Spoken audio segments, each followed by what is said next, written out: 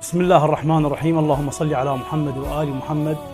برنامج تراتيل حسينية كما عودناكم أحبتي المتابعين، إنه هذا البرنامج يسلط الضوء على خدمة الإمام الحسين من شعراء وخطباء ورواديد. واليوم ضيف حلقتنا الخطيب، أنا أعتبر الخطيب البارع، الشيخ علي الشيباني. مساكم الله بالخير شيخ. مساكم الله بالخير والعافية. شكرا لتلبيتك الدعوة أول شيء. الله يحفظكم، بالعكس أنا أشكر هذه الدعوة وهذه المبادرة الطيبة من جنابك أستاذ ولاء. الله يحفظك، الله يعزك أستاذنا العزيز. البطاقة الشخصية جنابكم.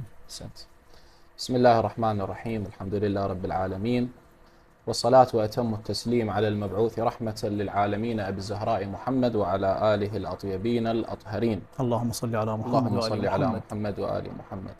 نعم.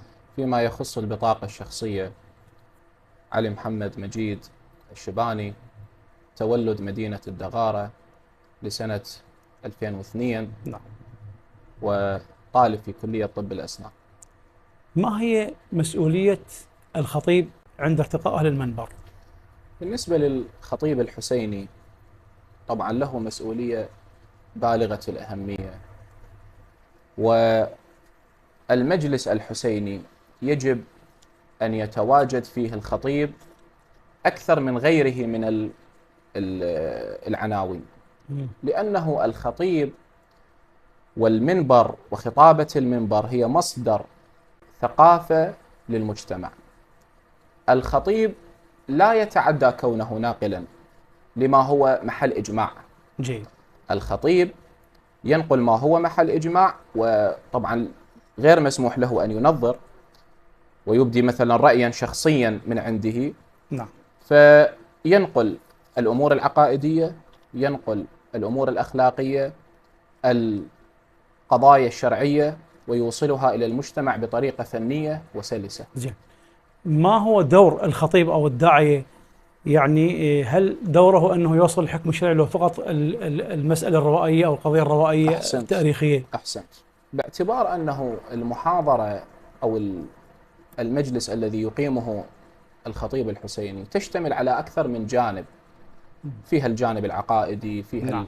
الجانب التاريخي، فيها المصيبة ومتعلقاتها، كذلك الحكم الشرعي.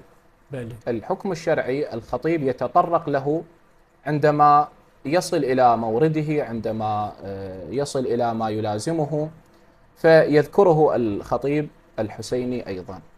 كيف يمكن للداعية أو الخطيب يعني أثناء خطابته بالمنبر إيصال الرسالة للجمهور الخطيب أو التفاعل وياهم؟ نعم.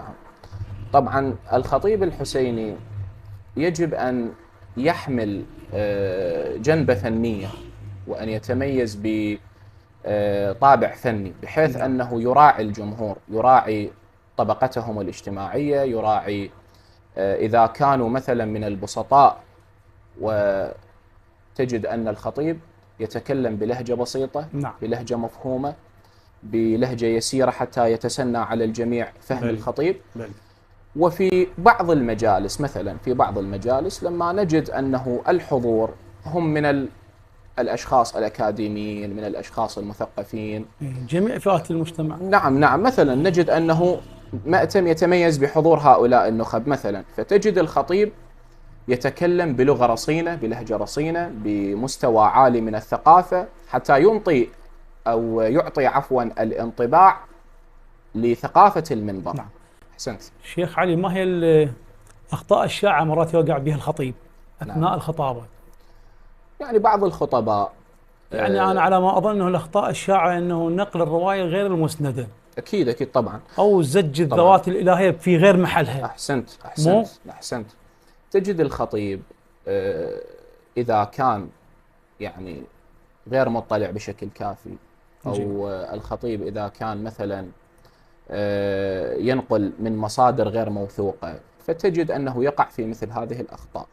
هذه أخطاء كبيرة حقيقة، يعني وإساءة للمنبر وإساءة للمذهب، ربما من حيث لا يعلم، فهو يتحمل مسؤولية كبيرة. والإمام الصادق سلام الله عليه يقول: كونوا لنا زينا ولا تكونوا علينا شينا.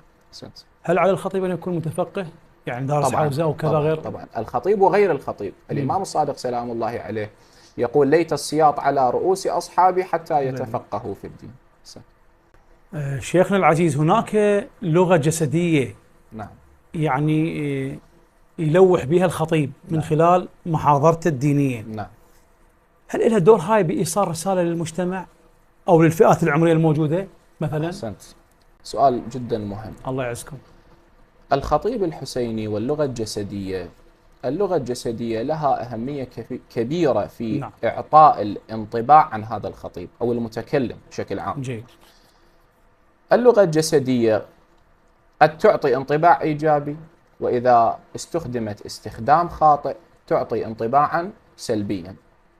يعني مثلا، وهذا أيضا يعتبر من الأخطاء، أن الخطيب لا يراعي اللغة الجسدية، تجده مثلا يتحرك حركة ربما غير مقصودة لكنها لا تعطي ذلك الانطباع. نعم. المختصون في الإعلام يقولون إذا أردت أن تعطي المقابل وأنت متكلم، إذا أردت أن تعطي المقابل انطباعا عنك بأنك واثق من نفسك، فيعني تستخدم هذه الحركة، نعم، الحركة المعيارية. هذه الحركة حتى لما نلاحظ الخطيب الشيخ الوائلي رحمة الله عليه وهو عميد المنبر الحسيني في كثير من المحاضرات تجده يستخدم هذه الحركة ويلوح بيده عند الكلام وبحدود معينة لا يتجاوزها. فاللغة الجسدية جدا جدا مهمة للخطيب، يعني لها دور فعال. أكيد لها دور الفعال. وصلنا إلى السؤال الأخير مال الحلقة. ما هو نصيحتكم لمن يتتبع الشبهات؟ بالنسبة للشبهات التي يتعرض لها، الشبهات العقائدية طبعا، نعم، اللي يتعرض لها المذهب بين فترة وأخرى وتثار يعني بالسنوات الأخيرة، يجب على الذي يريد أن يتعقب هذه الشبهات أو يبحث عن الإجابة أو يبحث عن الأمور العقائدية بشكل عام، نعم، أن يذهب إلى المصدر الصافي والينبوع الصافي والمصدر الصحيح لهكذا أمور مهمة. وهنا أشير إلى مركز الأبحاث العقائدية، هذا الموقع المهم اللي موجود الآن على الإنترنت وعلى ما أعتقد يحظى بإشراف، نعم، المرجعية. وهذه دعوة للإخوة المشاهدين ولكل شبابنا وأعزائنا وإخوتنا، إذا تعرضت لسؤال أو إذا أردت أن تبحث في أمر عقائدي عليك أن تتجه إلى هذا الموقع وستجد إجابة، بل إجابات كثيرة، وهو موقع، نعم، موثوق. نعم. شكرا شيخنا وزاحمناك احنا. لا بالعكس، متفضل انت الله يبارك فيك ويسدد خطاك ويعني شأنك. وان شاء الله نشوف خدمة الحسين الواحد بعد الآخر في هذا البرنامج، وهذه مبادرة وخدمة لمدينة الدغارة. جزاك الله خير الجزاء. أحسنتم. تابعونا وحلقة جديدة من برنامج تراتيل حسينية إن شاء الله.